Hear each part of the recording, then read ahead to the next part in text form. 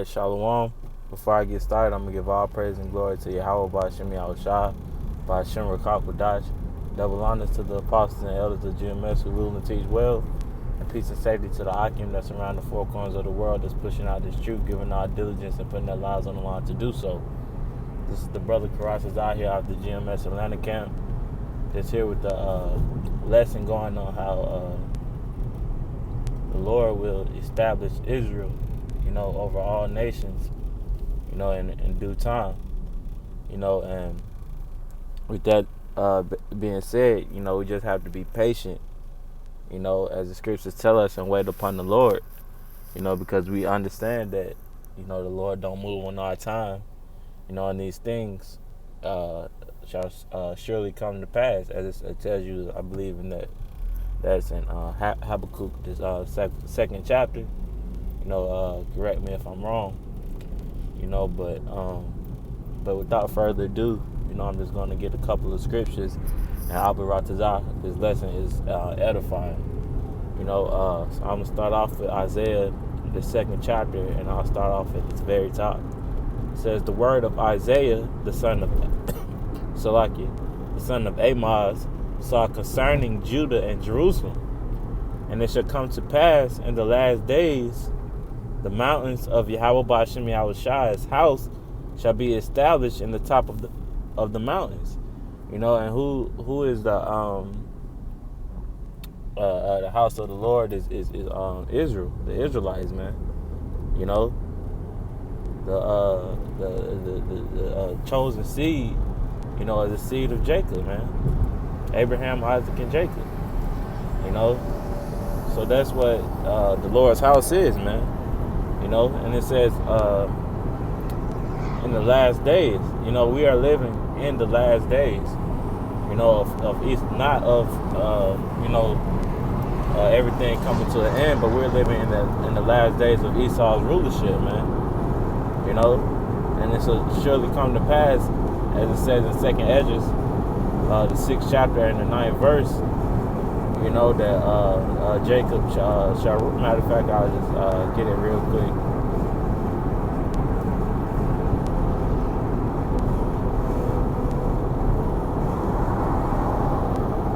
It's the 2nd Esdras, chapter 6, and verse 9. It says, for Esau is the end of the world, and Jacob is the beginning of it that followeth.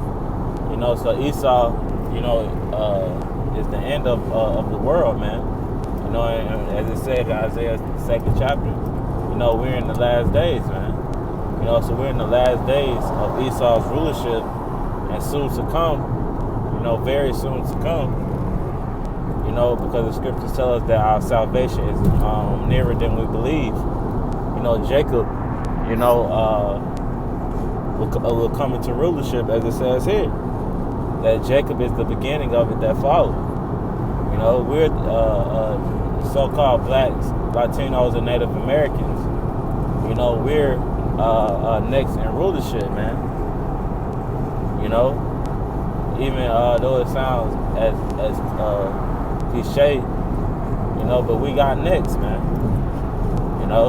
And we yearning. The righteous men are yearning for the time to come. But I'll continue reading in Isaiah. It says, and it shall come to pass in the last days that the mountain of the Lord's house shall be established in the top of the mountains, and shall be exalted above the hills, and all nations shall flow into it. So that's dominion right there, man. Because we understand that the mountains, when they speak of mountains in the scriptures, that's speaking of a government. And it says all nations shall flow into it. Meaning that they're going to be in subjection to the house of Israel, man. And that's exactly what it says. It says, verse 3, and many people shall go and say, come ye, and let us go up to the mountain of Yahweh Ba'Shem Yahushua, to the house of the power of Jacob. So this is who all the people are going to flow to, man. To the house of the power of Jacob, man, as the scripture says. No, and these people, these scoffers and non-believers always wonder why. We always speak of Abraham, Isaac, and Jacob, being the dominant nation that's portrayed in the scriptures, because the scriptures never say that we're going to flow into Esau in the latter days, or we're going to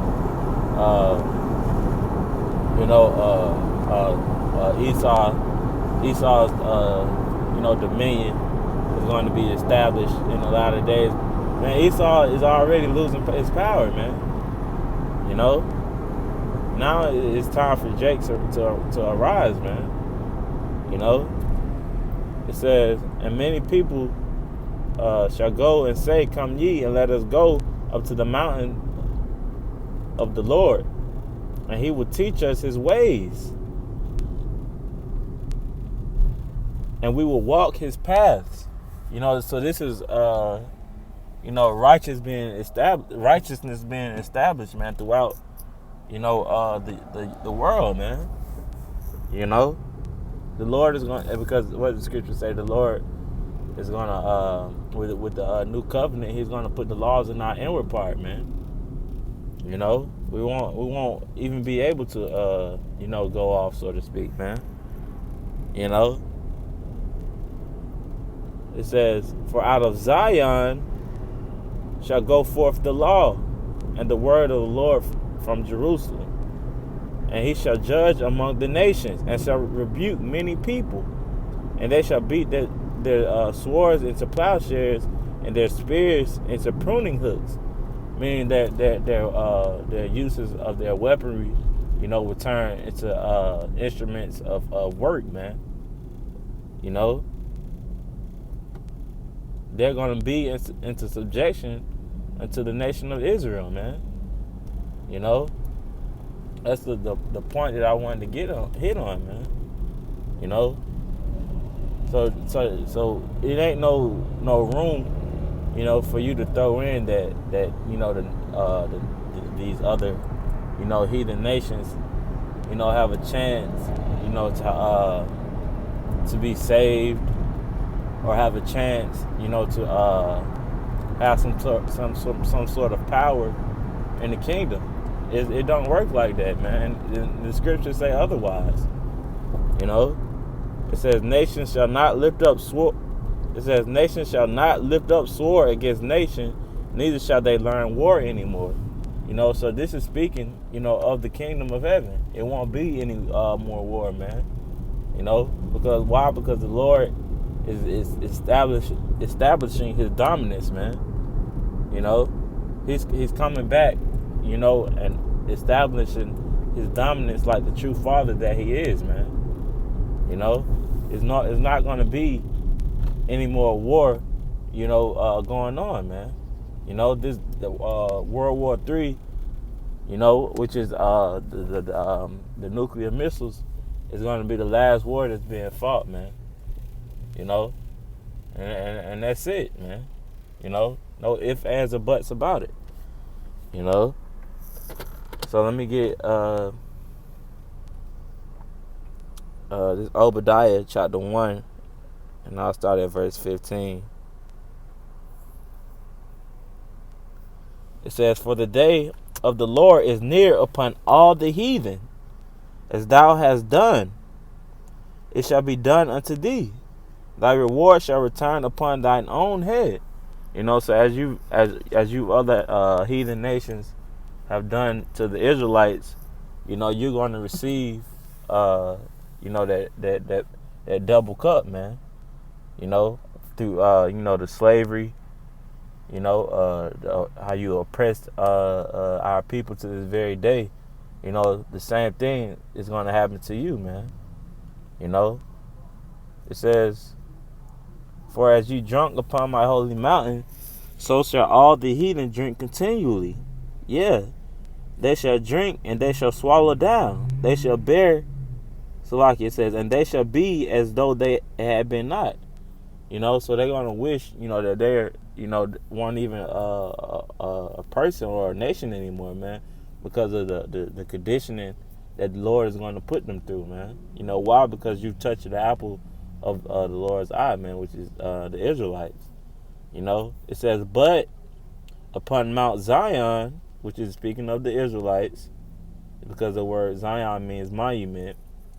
It says, but upon Mount Zion shall be deliverance, and there shall be holiness, which means separation. You know, and the house of Jacob shall possess their possessions. That's slavery, man. You know, it says there should be deliverance for the Israelites, and we're going to possess your possessions just like, you know, you had us in slavery, man. You know, we don't own nothing here. You know, we buy cars or lease cars. You know, they get taken. You know, houses get taken or foreclosed. You know, jobs you get fired from jobs. Nothing here in America we actually own, man. You know, it says, and the house of Jacob shall be a fire, and the house of Joseph a flame, which is speaking of the northern tribes. It says, in the house of Esau, which is the so-called white man, for stubble, and they shall kindle them and devour them, and there shall be and there shall not be any remaining of the house of Esau, for Yahweh Ba'Shem Yahweh Shai have spoken it. You know, so just as the scripture says, for Jacob I love and Esau have I hated. Hey, you Edomites are not going to get shown any love, man. You know, as the scriptures say. You know, so I'm gonna go ahead and close out. I hope this lesson was edifying. You know, these Edomites are through and they're losing power. You know, to the Akim that's in the faith, keep pushing. Till the next time, Shalom.